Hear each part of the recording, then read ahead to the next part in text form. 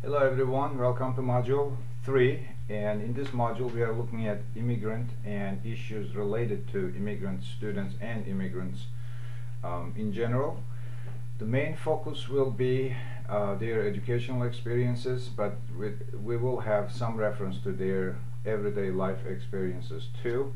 In Module 2 we were looking at the diversity in the United States, the American culture, and one of the concepts that you studied and you talked about in your discussions was white privilege. As I stated in my earlier video, in the Module 2 video, this is a pretty loaded concept. It's open to misunderstanding, and if not understood correctly, it can imply guilt, and that is not the intention by any means, as I said before. And I will give you an example of white privilege, and this is from my own life.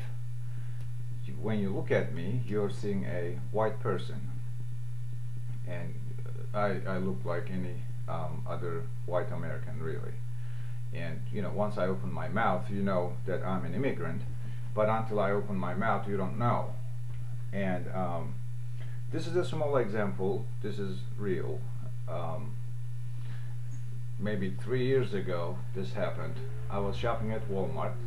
I finished my shopping, and then I was walking out, and as I was walking out, an African American male happened to be walking out with me. We were kind of walking right next to each other, and as we were walking out, the alarm went off, which means somebody had something that was not paid or that was not processed properly.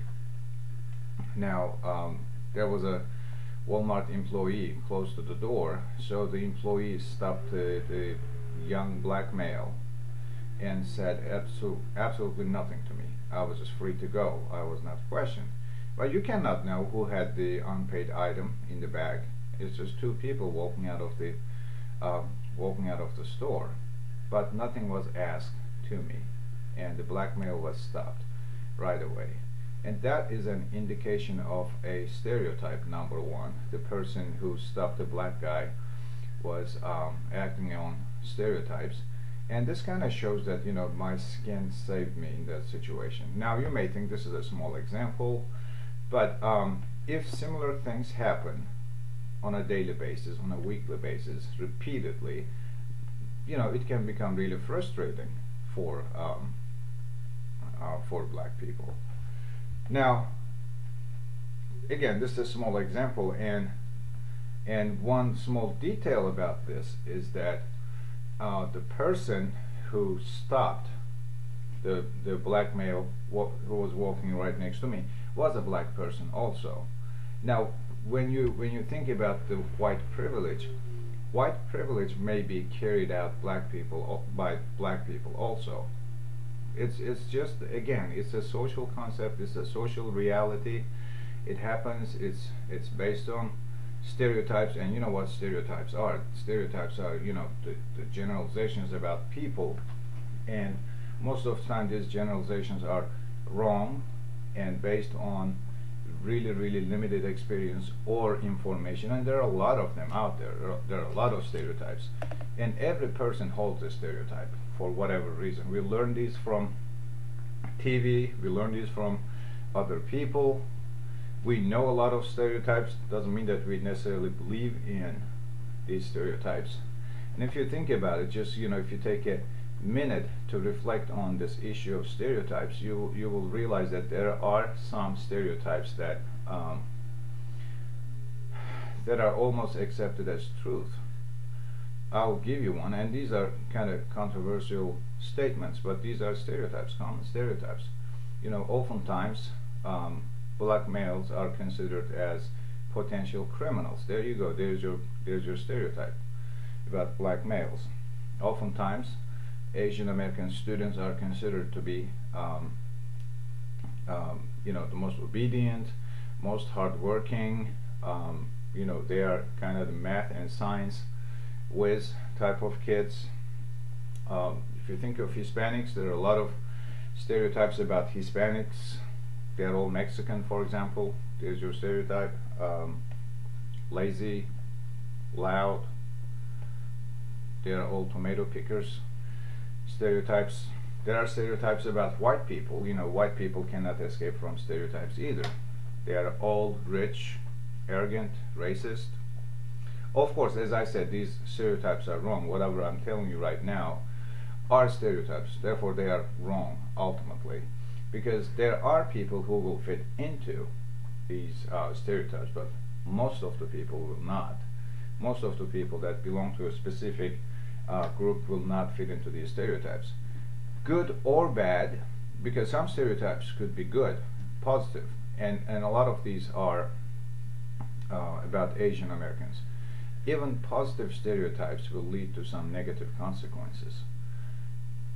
Just imagine a teacher getting an Asian American student in the classroom and thinking that, yeah, this student is smart, hardworking, I don't have to worry about this student. What if this specific Asian American student happens to be one who needs a lot of help, who's not an independent learner, etc.?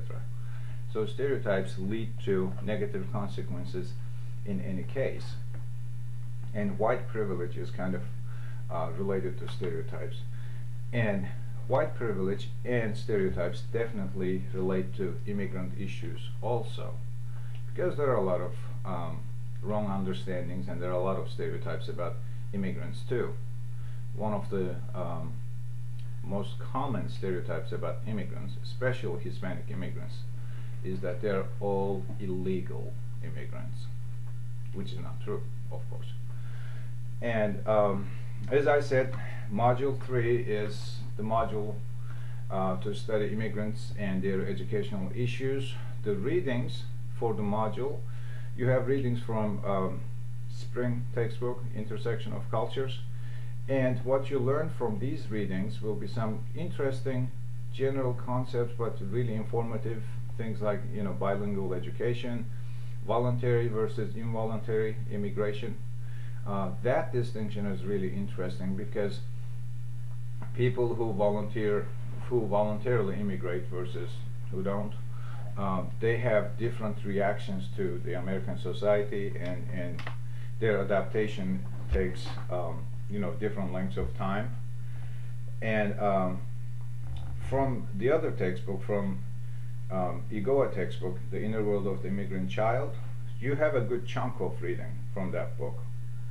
That's a lot of reading, so you might, in fact, probably I should tell you that you might want to start reading right now, because there, you know, there's a good amount of reading. From the Igoa reading, you're going to learn her experiences as a teacher and her experiences as an immigrant as well. So the book is not written as a textbook, really, but it's extremely informative. Igoa worked with immigrant children, and she talks about some of the strategies and some of the methods she used to reach immigrant students. As you will find in the book, that she explains that, you know, immigrant children go through stages, and in each stage you know, you might need to approach them differently. They go through an excitement period and a silent period. They go through an adaptation period. So as you read Igoa textbook, see, read her book as a teacher's journey, and you will gain a lot of, you know, practical information. One of the interventions, as she calls it, that she talks about in the book is called the CAP system, CAP. And the bottom line of the CAP system, CAP stands for cultural, academic, and psychological. She says that when you work with immigrant children, you have to approach them from a cultural, academic, and psychological perspectives. What she means is that when you're working with immigrant children, you have to allow them, or you have to enable them to connect to their own cultures. And then the second thing is that you have to promote academic excellence. You do not water down anything because they are immigrants, because they have language issues, etc. And the third one is that psychological. You have to promote a good social well-being and a good sense of belonging in the classroom, because immigrant children will need all these three aspects. Their teaching should be academic, cultural, and psychological. This part of the book is really important, so I would like you to pay special attention to it. I guess one of the very obvious issues that you need to think about as you complete the readings on immigrants is that a lot of times immigrants will have language issues. If they migrated from a country that does not have English as their official language, they will have issues with their proficiency in English. So one of the obvious challenges in working with immigrant children is the language issue, and that is something we will go a lot more into detail in Module 5 when we talk about SIOP. You will see a discussion of bilingual education in spring textbook, and bilingual education is definitely one of the solutions to this problem. I will give you one international example. The country of Finland has been one of the leading countries in the world when it comes to student achievement, and there are some international standardized tests in reading, math, and science, and in these international assessments, Finland has been, and children of Finland have been scoring at the top. I think last few years they have been number one. In 2013 or so they became number two, but doesn't matter. They have been on top 3 list. And one of the interesting things about Finland is that it's a multicultural society, and they have a lot of immigrants also. So they have a lot of immigrant children in their classrooms. And Finland found a way to educate their immigrant children because their results compared to results in the United States are so much better. You do not see the achievement gap that has been a large issue in American education. The achievement gap in Finland is almost non-existent. All their students find success in the schools. One thing they do is that the way they approach language in their teaching in schools is that children are allowed to work with their native language, and then they learn the language of the country, and then they learn a 3rd language. So by the time children finish their mandatory schooling, they know 3 languages, which I think is absolutely amazing. And it would make a lot of sense in the United States to promote English, but at the same time allow children to use their native language and maintain their proficiency in their native language, even if we don't work with a 3rd language in teaching children. So Finland has found success, so therefore it's possible. Of course, there are a lot of other variables about Finland. Their teacher selection process, their teacher education is kind of different. But there's an example out there for the United States, and we know from studies that immigrant children, especially Hispanic immigrant children, are not finding success as well as their white counterparts in American classrooms, and that's an issue to be addressed. So you are going to find some good strategies, good methods, good information in the Goa textbook about teaching immigrant children. One other reading you have is a website that I look at every once in a while. I think it's called Immigrant Policy Portal. I just want you to explore this website. There's a lot of useful information if you spend about an hour on the website looking at the resources they have, and if you explore the website long enough, you're going to find a list of articles and etc. So get a general sense of the website and the information they provide. I think you will find some of the information really valuable. Now, in this module, you have an assignment due, and that is the immigrant interview assignment. I talked about this assignment in the earlier video, but I will repeat some of the things. Remember, this is our key assessment. You have to make a passing grade, and I'm sure you will. There is a list of suggested questions on the website. Module 3 should be open now, so you should be able to access everything, but all these assignment instructions and related materials are on the Start Here module, so if everything fails, you can go to the Start Here module and find the suggested questions. There's a long list of questions, so I'm not asking you to use every single one of them. You can pick and choose the good questions that you want to ask. Find someone who is information rich, who came to the United States, who had to learn English, etc.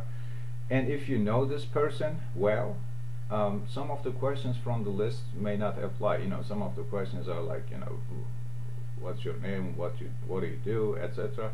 You may not need to ask these. You will present these in your paper, but you may not need to ask them in your interview if you know this person. One thing you might want to do in the interview is to not conduct the interview in a really formal way, because when you do it really formally, it may be an uncomfortable, uneasy setting or a situation for the person that you interview. Do it in a conversational way, and that will put the person at ease and hopefully will give you a lot of information. You might want to have some kind of audio recorder. You don't want to lose any of your data, and just have your audio recorder on so that you can capture everything said in the interview. Let's see. When you turn in your assignment, you have to turn in an informed consent form. This is really important. You have to have your interviewee or the person you interview sign an informed consent form, and you have to submit this informed consent form along with your assignment. Now, and you can find the informed consent form on the course website too. Just make sure that you do it. Unless you include the informed consent form with your assignment submission, your submission will not be considered complete, and if it's not complete, it cannot be graded. So I want you to pay attention to that. Make sure that you get the informed consent form. Now, as far as sending the form, if you have a scanner, you can scan the form and attach it along with your assignment. That will be fine. If again, you can scan it. If you want to email it to me as a separate attachment, you can do that. I had some people in the past take pictures with their smartphones. If you have an iPhone or a smartphone, you can take a picture of this informed consent form and send it to me as a picture file. That will be perfectly fine. I just need to make sure that I see that the person signed the informed consent form. Now, after you have conducted your interview and you start writing your paper, make sure that you have a good organization in the paper. Do not just randomly write, question, answer, question, answer. That would not be a good paper. That would be you representing your raw data. I would like these papers to be in paper format. Therefore, the interview data that you collect will have to filter through your interpretation of what you understood from the interview. So have some structure to the paper. Maybe this is just a suggestion. You don't have to follow this. You can start with basic identifying information about your interviewee, and then you can write about the early. You can talk about life in their homeland, and then reasons for immigration. Then you can talk about their first days in the United States. Then you can talk about their language-related challenges in those first days. Perhaps after that, a good follow-up would be how they learned English in the United States. And then a follow-up could be their adaptation to the United States and the challenges they face. The support that they received from people from their own country or from American people. You can talk about if they had any types of discrimination situations in their lives, and you will find out that some people will tell you that they had no discrimination types of issues in their lives, and some people will tell you that they had a lot of them. People perceive their lives in the United States differently depending upon how they came here. If they came here to better their lives, if things were bad in their home country and they came to the United States thinking that they would better their lives here, then they come here with a positive mindset, so they're likely to perceive everything in a positive light. If they came here in different sets of conditions, then they may perceive things differently. This is a very interesting assignment. You will find it really informative. One key aspect of the assignment is that when you're writing the assignment, you have to integrate your readings. You have to integrate the spring textbook, you have to integrate the IGOA textbook, you have to integrate things from other readings that talked about immigrants. So there has to be a course content integration into the paper. If you don't have that integration, you are not going to be able to make a good grade, and I don't want anybody to deal with this. So make sure that as you write your paper, think about the things that you have studied from our textbooks and from our other readings, and see how they relate to what you learned from your interviewee. So that course content integration is really important. Please do not ignore that, and you don't have to wait until the end of the paper. You just integrate the content as it's appropriate. When you're talking about the initial language learning experiences of your interviewee, maybe you'll integrate something from IGOA textbook where she talks about a silent stage that people go through when they come to a different country where a different language is spoken. So integrate the literature or the course content throughout the paper. This paper is due Sunday midnight. There's a Dropbox, so you will drop it there. I'll pick it up. In addition to this, let's see, we have our usual weekly activities. Just a general reminder about the discussions. You will have excuse me, you will have the discussion questions posted, so your job is to respond to the main prompt by Thursday, and then from Thursday until Sunday you're going to read each other's responses and you will talk to each other.